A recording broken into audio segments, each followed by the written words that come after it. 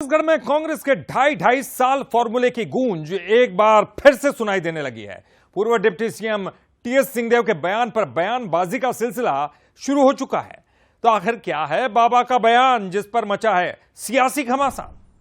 हम लोगों ने देखा कि ये ढाई वाली बात थी नहीं थी, लेकिन मीडिया में लगातार इतना रहा कि उसका नुकसान हुआ हम लोगों को, यानी कांग्रेस पार्टी को उसका नुकसान। छत्तीसगढ़ में 2018 में कांग्रेस सरकार बनाने में अहम किरदार निभाने वाले और पूर्व डिप्टी सीएम टीएस सिंहदेव का मुख्यमंत्री पद को लेकर एक बार फिर से दर्द छिड़का है।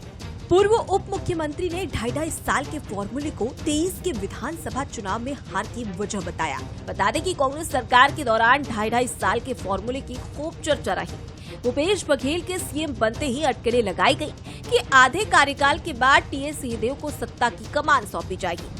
हालांकि ऐसा कुछ हुआ नहीं, जिसे लेकर गाहे बगाहे खूब बयानबाजी भी हुई। अब एक बार फिर टीएस सिंहदेव ने इसका जिक्र किया तो कांग्रेसी नेताओं ने किनारा कर लिया।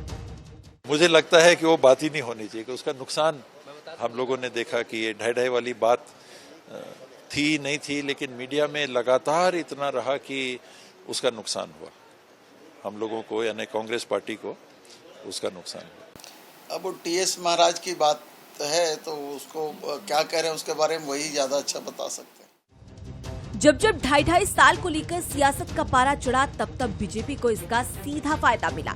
कांग्रेस की आंतरिक लड़ाई पर बीजेपी ने अपनी आवाज को बुलंद रखा और पूरे मामले पर संगठन को घेरा।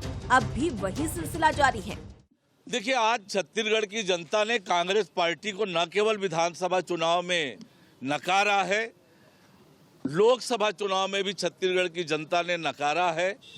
और 5 साल में छत्तीसगढ़ की उन्होंने जो दुर्दशा की है, 5 साल किस तरह से छत्तीसगढ़ की जनता ने कांग्रेस नेताओं के झगड़े से भोगा है, ये सबने देखा है। छत्तीसगढ़ में ढाई साल के फॉर्मूले ने आम जनता को प्रभावित नहीं किया, लेकिन कांग्रेस को संगठनात्मक रूप से तोड़ने का काम जरूर किया है और बीजेपी को तत्कालीन सरकार और संगठन पर सवाल खड़े करने का मौका भी दिया। अब एक बार फिर इसके जिक्र ने सियासी पारा चढ़ा दिया है। शिखर दिवांगन, बंसल न्यूज, रायपुर।